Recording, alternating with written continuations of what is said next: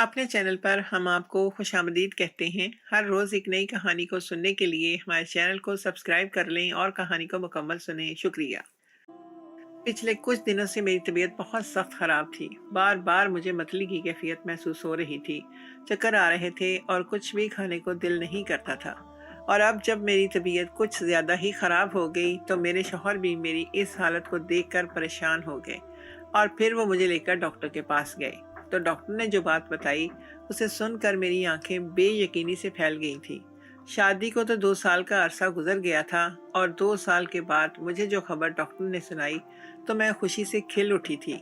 मैं 2 साल से इसी खबर का इंतज़ार कर रही थी। डॉक्टर ने जब मुझे बताया कि मैं माँ बनने वाली हूँ तो मुझे यूँ महसूस हुआ कि मुझे नई ज़िंदगी की नवीद मिल गई हो। इस खबर से मेरे शौहर भी बहुत खुश थे। शुरू शुरू में तो मेरे शौहर ने मेरा बहुत ख्याल रखा, मगर फिर वो जैसे मुझसे बेपरवाह हो गए थे। इन्हें न जाने क्यों मुझ में दिलचस्पी खत्म हो गई थी। हर वक्त वो गुमसुम से और खोए खोए से रहते थे। अब जो मैं इनसे इनकी परेशानी की वजह पूछती तो वो खामोश हो जाते और मुझे टाल दिया करते थे। उनका ये रवैया मेरे लिए निहायत हैरान कुन था। पहले तो वो मुझे अम्मी के घर जाने ही नहीं दिया करते थे। उनका कहना था कि मैं तुम्हारे बगैर बोर हो जाता हूँ और जब तुम चली जाती हो तो मुझे कुछ अच्छा नहीं लगता। तुम नहीं जानती कि तुम्हारे बगैर मेरे दिल पर क्या गुजरती है। उनकी मोहब्बत भरी बातों पर मैं मुस्कुरा दिया करती थी, मगर अब पिछले कुछ दिनों से इनका रवैया बिल्कुल बदल कर रह गया था। वो मुझे खुद बात बात पर अम्मी के घर लेकर जाते और खुद भी मेरे साथ ही वहाँ पर रहते थे। इस दिन फिर एक अजीब बात हुई। मैं जब अम्मी के घर गई तो मेरी तबीयत अचानक से ख़राब हो गई। अम्मी ने मुझे कहा कि तुम अपने कमरे में जाकर आराम कर लो, आज हम दोनों यहाँ पर रात रुकने के लिए आए हुए थे। मैं फिर अपने कमरे में सो गई। काफ़ी देर बाद मेरी आंख खुली तो मैं कमरे से बाहर आ गई और फिर मैं लाउंज में आ गई तो वहाँ पर कोई भी नहीं था। अम्मी अपने कमरे में थी। मैं इनके कमरे में आ गई तो ये देखकर मैं हैरान हो गई कि अम्मी बिस्तर पर लेटी हुई थी और मेरे शौहर भी इनके पास बैठे हुए थे। उनकी मेरी तरफ कमर थी। मैं नहीं जानती थी कि वो क्या कह रहे थे, मगर वो अम्मी के साथ बिल्कुल आहिस्ता आवाज़ में बात कर रहे थी। इनकी आवाज़ मेरे कानों तक तो आ रही थी, मगर उनकी बात की मुझे समझ नहीं आ रही थी। तभी जब मैं वहाँ पर गई तो वो दोनों मुझे देखकर पूरी तरह से घबरा गए थे। अम्मी फ़ौरन से अपनी जगह से उठकर बैठ गईं और मेरे शौहर भी यकदम न जाने क्यों गड़बड़ा कर पीछे होकर बैठ गए थे। ये देखकर मैं हैरान परेशान सी रह गई थी। मैंने गौर से अम्मी की तरफ देखा। इनकी बहुत छोटी उम्र में शादी कर दी गई थी। अभी भी वो जवान ही नजर आती थी और अगर सच कहा जाता तो वो देखने में मुझसे ज़्यादा खूबसूरत और पुरकशिश थी। उम्र ने भी इनका कुछ नहीं बिगाड़ा था। मैं चुपचाप वहाँ पर बैठ गई तो अम्मी कहने लगी कि मैं तुम्हारे लिए कुछ खाने को लेकर आती हूँ। तभी मेरे शौहर ने इनका हाथ पकड़कर इन्हें रोक दिया और कहने लगे, आप आराम करें, ये खुद कुछ ना कुछ बना लेगी। बल्कि आज हम दोनों ही खाना बनाते हैं, आप आराम करें। मेरे शौहर का अम्मी के साथ इस कदर मोहब्बत वाला रवैया देखकर मैं चौंक गई थी और इस तरह तो उन्होंने कभी मुझसे भी बात नहीं की थी। जिस अंदाज में वो अम्मी से बात कर रहे थे, जब से मुझे ये खुशखबरी मिली थी तब से वो मुझे कोई काम करने नहीं देते थे, बल्कि उन्होंने कामकाज के लिए मुलाजिमा रख ली थी और अब वो अम्मी को आराम करने का कहकर मुझे किचन में काम करने के लिए ले आए थे। मैं जितना सोचती जा रही थी उतना उलझती जा रही थी और फिर मैंने ये नोट करना शुरू कर दिया कि अब मैं अम्मी की तरफ जाने की बात अगर ना भी करती तो भी मेरे शौहर खुद मुझे अम्मी की तरफ लेकर जाते थे। और कई दफ़ा तो मेरी तबीयत बहुत ज़्यादा ख़राब होती थी, मेरा सफ़र करने को दिल भी नहीं कह रहा होता था, मगर मेरे शौहर मुझे ज़बरदस्ती अम्मी की तरफ लेकर जाते और फिर वो दोनों न जाने कौन से राज़ो नियाज़ करते रहते थे। मैं जब इनके पास होती तो वो दोनों खामोश हो जाते थे और इस दिन मैं अम्मी की तरफ गई तब भी मेरी तबीयत ख़राब हो गई थी। मैं सो गई थी। जब मेरी आँख खुली तो घर में कोई भी नहीं था। मैं बहुत परेशान हो गई थी कि वो दोनों कहाँ चले गए। जब अपने शौहर के नंबर पर कॉल की तो वो कहने लगे कि मेरी अम्मी को लेकर वो अस्पताल में आए हुए हैं। उनकी तबीयत ख़राब थी। मुझे कुछ समझ नहीं आ रहा था कि ये सब क्या हो रहा है। और जब शाम को मेरे शौहर अम्मी को लेकर आए तो मैंने अम्मी के चेहरे की तरफ देखा। उनका चेहरा, उसका रंग जर्द पड़ गया था और वो बहुत कमज़ोर लगने लगी थी। और फिर मेरे शौहर मुझे कहने लगे कि अब अम्मी को जल्दी से जूस बना कर दो। ڈاکٹر نے کہا ہے کہ ان کا خاص خیال رکھنا ہے، ان کو مکمل طور پر ریسٹ دینی ہے۔ اپنے شوہر کی بات سن کر میں گمسم ہو کر رہ گئی تھی۔ نہ جانے کیوں وہ میری امی کا اتنا خیال رکھنے لگے تھے۔ ہر سنڈے ہی وہ مجھے زبردستی میری امی کی طرف لے کر جاتے۔ اس بار میں نے ان کے ساتھ جانے سے انکار کر دیا تو وہ صبح گھر سے کہہ کر یہ نکل گئے کہ آج اپنے دوست کی طرف جا رہے ہیں۔ دوپہر کے وقت میرا امی کے ساتھ بات کرنے کا دل چاہ رہا تھا۔ جب میں نے امی کو کال کی تو درمیان میں میرے شوہر کی بولنے کی آواز آ رہی تھی۔ میرا منہ کھلے کا کھلا رہ گیا تھا۔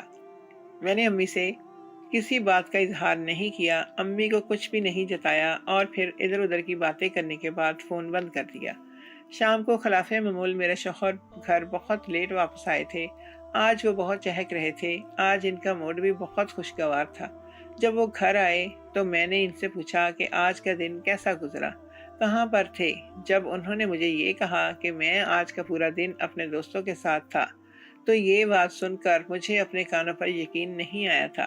مجھے اب اپنے شوہر اور امی پر شک ہونے لگا تھا کہ کہیں ایسا تو نہیں کہ میرے شوہر کا ان کے ساتھ، اور اس سے زیادہ سوچنا میرے لیے بہت ہی ناممکن تھا، اور میں یہ سوچ کر پاگل ہو رہی تھی کہ امی میرے ساتھ ایسا کیسے کر سکتی تھی۔ وہ میری ماں تھی اور میرے ہی شوہر پر وہ کیسے ڈورے ڈال سکتی تھی۔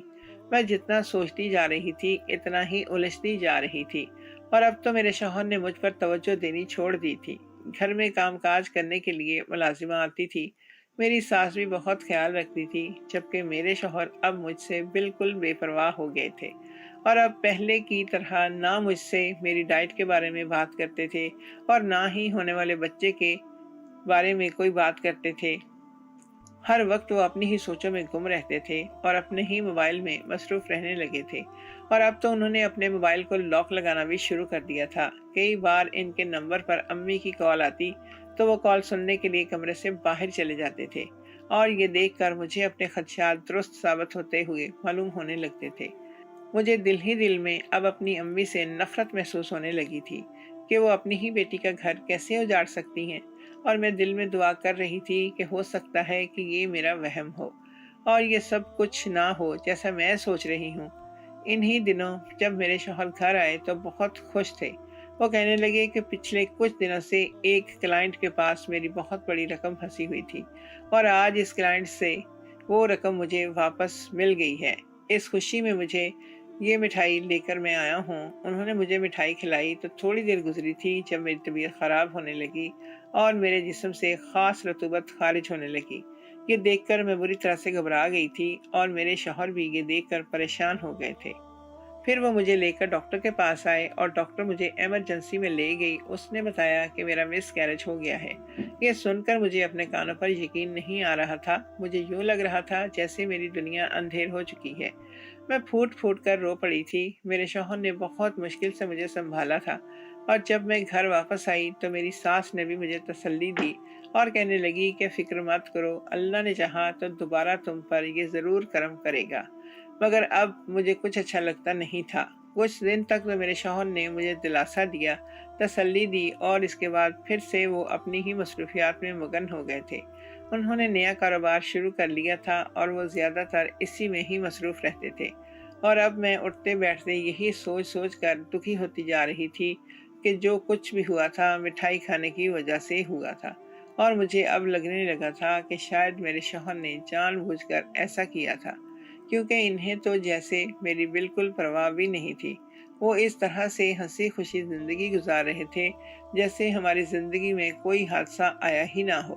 کچھ دن کے بعد وہ مجھے کہنے لگے کہ چلو آج میں تمہیں تمہاری امی کی طرف لے کر چلتا ہوں۔ نہ جانے کیوں وہ بھاگ بھاگ کر میری امی کی طرف جاتے تھے۔ اب مجھے خطرے کا احساس ہونے لگا تھا۔ مجھے ایسا لگنے لگا تھا کہ جیسے میرے شوہر مجھے اپنی زندگی سے نکال کر انہیں اپنی زندگی میں شامل کرنا چاہتے تھے۔ یہی سوچ کر میں ڈوبتے دل کے ساتھ امی کی طرف آئی تھی۔ میں دل ہی دل میں سوچ رہی تھی کہ آج دودھ کا دودھ اور پانی کا پانی کر دوں گی۔ میں ان سے پوچھ لوں گی کہ آخر وہ کیا سوچ کر اپنی ہی بیٹی کا گھر برباد کر رہی ہیں۔ جیسے ہی امی کے گھر آئی تو میری نظر ان کے پیٹ پر پڑی، جو کہ اس طرح سے پھولا ہوا تھا جیسے میں امی ابو کی اکلوتی اولاد تھی۔ امی بتاتی تھیں کہ وہ بہت عرصے تک اولاد کے لیے ترسی تھی۔ उन्होंने बहुत जगह से इलाज करवाया था, मगर इन्हें औलाद की खुशी हासिल नहीं हुई थी। अम्मी अब्बू दोनों ही औलाद के लिए बहुत ज़्यादा बेचैन रहते थे, तड़पते थे, और अम्मी तो हर वक्त रोती रहती थी। फिर जब इन्हें औलाद की खुशी मिली तो अम्मी खुशी से गोया पागल होने को थी, और फिर अल्लाह ने इनकी गोद में मुझे रहमत की सूरत में उतारा था। मैंने बचपन से ही लाड प्यार में वक्त गुजारा था। अम्मी और अब्बू मेरी हर बात मानना गोया फर्ज समझते थे। इसी लाड प्यार ने मुझे बिल्कुल भी नहीं बिगाड़ा था, बल्कि मैं खासी सुलझी हुई, समझदार और हसास लड़की थी, जो सबसे ज़्यादा ही बहुत ज़्यादा प्यार करती थी। और फिर अम्मी अब्बू ने मुझे अच्छे स्कूल कॉलेज में भी पढ़ाया था। मुझे ज़िंदगी में कभी किसी चीज़ की कमी महसूस नहीं हुई थी, और इस बात पर मैं खुदा का शुक्र करती थी अदा। और फिर अम्मी अब्बू ने छानबीन करके मेरी शादी भी कर दी थी। मेरे ससुराल वाले भी बहुत अच्छे थे। मैं ये हमेशा सोचती थी कि शायद मुझे माँ बाप के घर में सुख मिला है तो हो सकता है कि ससुराल में मुझे दुख मिले, मगर ऐसा नहीं था। मेरी सारी ज़िंदगी ही फूलों की सेज की तरह से ही गुजर रही थी। और फिर मेरी ज़िंदगी में तब्दीली तब आई जब एक रात को मैं सो रही थी, अम्मी की कॉल आई। उन्होंने बताया कि अब्बू हम लोगों को छोड़कर जा चुके हैं। अब्बू की मौत का हम दोनों ने ही गहरा सदमा लिया था। मैं कितने टाइम तक अम्मी के साथ ही रही थी, गोया के अम्मी का गुजर बसर करने के लिए अब्बू की पेंशन काफ़ी थी, मगर एक तन्हाई का एहसास था जो अम्मी को अपने घेरे में लिए हुए था। वो अब्बू के बगैर एक पल भी नहीं रह सकती थी। अम्मी देखने में काफ़ी जवान मालूम होती थी, और अपनी खूबसूरती की वजह से भी कई मर्द इस उम्र में भी इनकी तरफ मुतवज्जो होते थे, जिसकी वजह से अम्मी अकेले रहने पर हिचकिचाने लगी थी। उन्होंने मुझे और मेरे शौहर को साथ रहने को कहा तो मेरे शौहर ने शाइस्तगी के साथ ये बात टाल दी थी, और कहने लगे कि वहाँ पर मेरी माँ अकेली रह जाएगी और मुझे यूं भी घर दामाद बनकर रहना अच्छा नहीं लगता। मेरे शौहर की बात भी माकूल थी, इसीलिए मैंने भी इनसे बेजा जिद करना मुनासिब नहीं समझा था। अब पिछले कुछ दिनों से मैं नोट कर रही थी कि मेरे शौहर का झुकाव मेरी अम्मी की तरफ बहुत ज़्यादा हो गया था, और अब वो मुझे बताए बगैर भी वहाँ पर जाने लगे थे। अकेले इनके साथ वक्त गुजारते थे, और जब भी वापस आते थे तो अक्सर खुश ही होते थे, और कभी कभी बहुत उदास भी होते थे। अब जब कभी मैं इनके साथ जाती तो वो दोनों आपस में न जाने क्या सरगोशियों में बातें करते रहते थे। मुझे देखकर वो खामोश हो जाते थे, और सब कुछ ये मेरी बर्दाश्त से बाहर था। और अब मुझे इस बात पर भी सबसे ज़्यादा गुस्सा आने लगा था। और इस दिन जब मैं इतने बड़े हादसे से गुजरी थी तो मेरे शौहर को जैसे मेरी परवाह ही ना थी। और अब जब वो मुझे अम्मी के घर लेकर आए तो अम्मी के पेट की तरफ देखकर मैं हैरान परेशान रह गई। इनका पेट फूला हुआ था, और इसे देखकर यूं महसूस हो रहा था कि जैसे अम्मी हामिला हों। अम्मी जवान थी, ऐसा मुमकिन भी हो सकता था, मगर सवाल ये था कि जब अब्बू को फौत हुए 1 साल का अरसा गुजर चुका था, तो अब्बू के फौत होने के बाद अम्मी हामिला कैसे हो सकती थी? उन्होंने किसके साथ ये सब कुछ किया था? अब मैं जैसे बिल्कुल ढह सी गई थी। कमरे में आने के बाद मैं बिस्तर पर गिर गई थी। मेरी आंखों के सामने अंधेरा छा रहा था। बार बार मेरे जहन में वही ख्याल आ रहा था कि जब मेरे शौहर मुझसे झूठ बोलकर अम्मी की तरफ आए थे। ये सब सोचते सोचते मेरा जहन तारीकियों में डूब गया था, और मेरे हवासों ने मजीद मेरा साथ छोड़ दिया था। मैं बेहोश हो गई थी, और न जाने कब तक बेहोश रही। जब मुझे होश आया तो अम्मी और मेरा शौहर दोनों ही मेरे पास थे। दोनों के चेहरे पर ही तशवीश नजर आ रही थी। मैंने उठने की कोशिश की, मगर नकाहत की वजह से मैं उठ नहीं पा रही थी। मुझे चक्कर आने लगे थे। मैं फिर से दोबारा से बेड पर गिर गई थी। मेरी हालत देखकर अम्मी और मेरा शौहर दोनों ही परेशान हो गए थे। मैं अम्मी से पूछना चाहती थी कि आखिर ये सब क्या है, मगर मुझ में बोलने की हिम्मत ही नहीं थी। और मुझे ये भी डर लग रहा था कि अगर अम्मी ने वो सब कुछ कह दिया जो मेरे जहन में चल रहा है, तो तब मैं क्या करूँगी। मैं तो ज़िशान से बहुत मोहब्बत करती थी, और इनके बगैर रहने का तसव्वुर भी नहीं कर सकती थी। मुझे रह रहकर अम्मी पर गुस्सा आ रहा था कि उन्होंने ही अपनी बेटी का घर उजाड़ने में कोई कसर नहीं छोड़ी थी। फिर मेरे शौहर मुझे आराम करने की तलकीन करके कमरे से बाहर निकलने लगे। जब ही अम्मी ने उनको इशारा की जब भी उन्होंने अम्मी को इशारा किया तो अम्मी भी इनके साथ ही कमरे से बाहर चली गई थी। کہ دیکھ کر میرا خون کھول کر رہ گیا تھا۔ میں ان کی بیوی تھی اور میری پرواہ کے بجائے وہ میری ماں پر ڈورے ڈال رہے تھے۔ میں یہ سوچ رہی تھی کہ میری ماں کے پیٹ میں بچہ کس کا تھا؟ یقیناً میرے شوہر کا۔ یہاں پر میرے شوہر کے علاوہ اور کس کا آنا جانا تھا؟ اور اب تو میں یہ سوچ سوچ کر شرمندہ ہو رہی تھی کہ جب یہ گناہ سب کے سامنے آئے گا تو تب میں اپنے سسرال والوں کو اور باقی دنیا والوں کو کیا منہ دکھاؤں گی؟ میں سب کو کیا جواب دوں گی کہ میری ماں نے یہ سب کچھ کیا ہے؟ اب مجھے اپنی ماں سے شدید نفرت کا احساس ہونے لگا تھا۔ میں نے ان کے ساتھ بات کرنا چھوڑ دیا تھا۔ وہ اگر مجھے مخاطب کرتی، مجھ سے بات کرتی تو میں اپنے چہرے کا رخ دوسری طرف کر لیا کرتی تھی۔ وہ میرے رویے سے بہت پریشان ہو گئی تھی۔ وہ مجھے کہنے لگی کہ آخر تمہیں مجھ سے کیا ناراضگی ہے؟ مجھے بتاؤ تو، میں نے ایسا کیا ہے جو تم میرے ساتھ ایسا رویہ اختیار کیے ہوئے ہو؟ مگر میں نے امی کو جواب نہیں دیا تھا، اور مجھے تو یہ سوچ سوچ کر شرمندگی ہو رہی تھی کہ میں اپنے شوہر سے کیسے بات کروں، اور جانے وہ بھی اس حقیقت کو تسلیم کر لیں گے یا وہ بھی مجھے جھٹلاتے ہی رہیں گے۔ اور اگر انہوں نے اس حقیقت کو تسلیم کر لیا تو میں کہاں پر جاؤں گی؟ یقیناً وہ مجھے چھوڑ دیں گے۔ میں اسی پریشانی میں تھی کہ آگے کیا ہونے والا ہے، نہ جانے آنے والا وقت مجھے کیا رنگ دکھانے والا ہے۔ تبھی میرے شوہر کی مجھے کال آ گئی۔ وہ انتہائی غصے میں تھے۔ میرا حال احوال پوچھنے کی بجائے وہ یہ پوچھنے لگے کہ تمہارا اپنی ماں کے ساتھ کیوں رویہ اتنا خراب ہے؟ آنٹی نے مجھے کال کی تھی۔ وہ بتا رہی تھی کہ تم ان کے ساتھ سیدھے منہ بات نہیں کر رہی ہو۔ آخر تمہارے ساتھ مسئلہ کیا ہے؟ اگر مجھے پتا چلا کہ اب تم نے ان کے ساتھ بدتمیزی کی ہے یا تم نے ان سے بے رخی اختیار کی ہے تو تم دیکھنا کہ میں تمہارا کیا حال کرتا ہوں۔ میں فون بند کر کے کتنی دیر تک یہی سب کچھ سوچتی رہ گئی تھی کہ یہ سب کچھ آخر مجھ سے میرے شوہر نے کیوں کر کہا تھا، اور انہیں میری شکایت کس نے لگائی؟ یقیناً میری ماں نے۔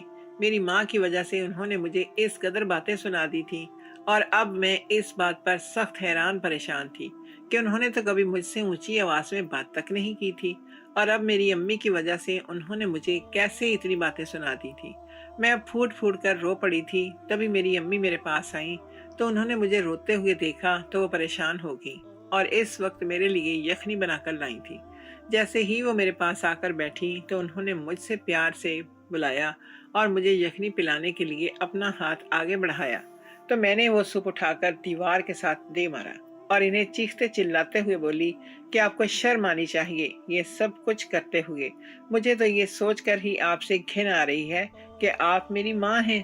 آج آپ کی وجہ سے میرے شوہر نے مجھ پر غصہ کیا ہے، مجھے ڈانٹا ہے۔ کل کو آپ میرے گھر سے مجھے نکلوا دیں گی۔ میری امی کا منہ کھلے کا کھلا رہ گیا تھا۔ وہ بے یقینی سے مجھے دیکھے جا رہی تھی۔ شاید انہیں مجھ سے اس صاف گوئی کی امید نہیں تھی۔ تھوڑی دیر تک وہ میرے چہرے کی طرف دیکھتی رہیں اور پھر بنا کچھ کہے وہ کمرے سے باہر چلی گئی تھی۔ ان کی آنکھوں میں آنسو دیکھ کر میں بے چین ہو رہی تھی، اور مجھے اس بات کا افسوس ہو رہا تھا کہ مجھے ایسا نہیں کرنا چاہیے تھا۔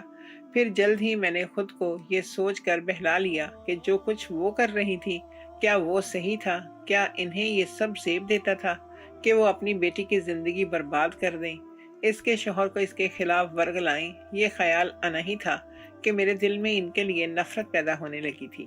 اگلے دن شام کے وقت میرا شوہر جب گھر آیا تو ان کا موڈ پہلے سے بہتر تھا، اور آج وہ مجھ سے بہت پیار سے بات کر رہے تھے۔ تھوڑی دیر کے بعد وہ مجھے اپنا خیال رکھنے کی تاکید کر کے کمرے سے باہر نکل گئے۔ ان کا رخ امی کے کمرے کی طرف تھا۔ کافی دیر گزر گئی تھی، وہ امی کے کمرے میں موجود تھے، اور اب میں نے سوچ لیا تھا کہ معاملہ آر یا پار کر دینا چاہیے۔ میں ان دونوں کو رنگے ہاتھوں پکڑنا چاہتی تھی، اور یہی سوچ کر میں آہستہ قدموں سے چلتے ہوئے امی کے کمرے کی طرف آ گئی تاکہ انہیں میری موجودگی کا احساس نہ ہو سکے، اور تب بھی پھر میں دروازے سے کمرے میں داخل ہونے کی بجائے کھڑکی کی طرف آ گئی تھی جو صحن میں کھلتی تھی۔ یہاں سے کمرے کا منظر صاف نظر آتا تھا، اور کمرے کی کھلی ہوئی ہونے کی وجہ سے کھڑکی سے آوازیں بھی آ رہی تھی صاف، اور جو آوازیں کمروں سے باہر آ رہی تھیں ان کو سن کر میں اپنی جگہ پر جیسے پتھر کی بت بن کر رہ گئی تھی۔ امی بری طرح سے رو رہی تھیں اور میرے شوہر انہیں تسلی دے رہے تھے کہ آپ فکر مت کریں، سب کچھ ٹھیک ہو جائے گا۔ امی کہنے لگی کہ کیسے سب ٹھیک ہوگا؟ وہ مجھے نہ جانے کیا سمجھ رہی ہے۔ اور کل اس نے جس طرح سے مجھ سے بات کی ہے، میں ابھی تک اس کے لہجے میں اپنے لیے نفرت کو بھول نہیں پائی۔ میں نہیں جانتی کہ اسے مجھ سے کیا مسئلہ ہوا ہے اور وہ مجھے کیوں اتنا غلط سمجھنے لگی ہے، جبکہ میں تو اسے یہ سب کچھ اس لیے نہیں بتا رہی کہ یہ سن کر اسے دکھ ہوگا، اسے تکلیف ہوگی۔ اگر اسے یہ پتہ چل جائے کہ اس کی ماں اتنی سخت بیمار ہے اور وہ جان لیوا بیماری میں مبتلا ہو گئی ہیں، تو وہ یہ سن کر ہی اپنی جان دے دے گی۔ اماں کی بات سن کر میرے پاؤں کے نیچے سے زمین نکل گئی تھی اور میں زمین پر اپنا سر پکڑ کر بیٹھ گئی تھی۔ میں بری طرح سے رو رہی تھی۔ میں نے امی کے بارے میں کتنا غلط سوچا، ان پر شک کیا، ان کے اور اپنے شوہر کے بارے میں غلط سوچنے لگی تھی، مگر وہ تو بیمار تھی اور ان کا پیٹ بیماری کی وجہ سے اس حد تک سوج گیا تھا۔ مگر اب میں یہ سوچ کر پریشان ہو رہی تھی کہ امی کو آخر کیا بیماری ہو گئی تھی، اور اب میں مزید بے خبری میں نہیں رہ سکتی تھی۔ تبھی میں بھاگتے ہوئے امی کے کمرے میں گئی اور ان کے گلے سے لگ کر پھوٹ پھوٹ کر رونے لگی اور انہیں کہنے لگی کہ آپ نے مجھے پہلے یہ سب کیوں نہیں بتایا؟ آپ اتنی بیمار رہیں اور مجھ سے یہ بات چھپاتی رہیں، کیا میرا حق نہیں بنتا تھا کہ مجھے یہ بات پتہ چلے؟ امی کی آنکھوں میں آنسو تھے۔ وہ کہنے لگی کہ میں تمہیں وقت سے پہلے پریشان نہیں کرنا چاہتی تھی، تمہیں دکھ نہیں دینا چاہتی تھی۔ پہلے تمہارے باپ کی ناگہانی موت نے تمہیں توڑ دیا تھا، اور اب اگر تمہیں میرے بارے میں وقت سے پہلے ہی پتہ چل جاتا تو تم تو جیتے جی ہی مر جاتی۔ میں نے امی کو گلے سے لگا لیا اور کہنے لگی کہ میرے ہوتے ہوئے آپ کو کچھ بھی نہیں ہو سکتا۔ تبھی امی کہنے لگی کہ زندگی اور موت تو اللہ کے ہاتھ میں ہے، آج نہیں تو کل ہمیں اپنے خالق حقیقی کے پاس جانا ہے۔ تمہارا شوہر بہت اچھا بچہ ہے، اس نے بالکل بیٹوں کی طرح میرا ساتھ دیا ہے، یہی مجھے ڈاکٹر کے پاس لے کر جاتا ہے اور یہی میرا خیال بھی رکھتا ہے، اور اسی کے کہنے پر میں نے تم سے یہ بات چھپائی تھی۔ میں اپنے شوہر سے شرمندہ تھی اور ان سے نظر بھی نہیں ملا پا رہی تھی۔ اگر انہیں پتہ چل جاتا کہ میں ان کے اور امی کے بارے میں کیا سوچ رہی تھی تو نہ جانے وہ میرے ساتھ کیا سلوک کرتے، مجھے کیسا سمجھتے، اور پھر چند دنوں کے بعد ہی امی مجھے اکیلا چھوڑ کر چلی گئی تھی۔ اب تو مجھے ایسے محسوس ہونے لگا تھا جیسے بھری دنیا میں اکیلی رہ گئی تھی، مجھے دعائیں دینے والا کوئی بھی نہیں رہا تھا۔ اس موقع پر میرا شوہر ہی مجھے ہر طرح سے ساتھ دیتے اور مجھے اس تکلیف دہ مرحلے سے نکلنے میں مدد کر رہے تھے، مگر مجھے ہمیشہ اس بات کی شرمندگی تھی کہ میں نے اپنی ماں کی خدمت نہیں کی تھی اور آخری وقت میں انہیں پریشان کیا تھا۔ کچھ دنوں کے بعد اللہ نے مجھ پر دوبارہ سے کرم کر دیا تھا، میں دوبارہ سے ماں بننے والی تھی، مگر میرے دل سے یہ شرمندگی، یہ خوشی کی خبر سن کر بھی دور نہیں ہو رہی تھی۔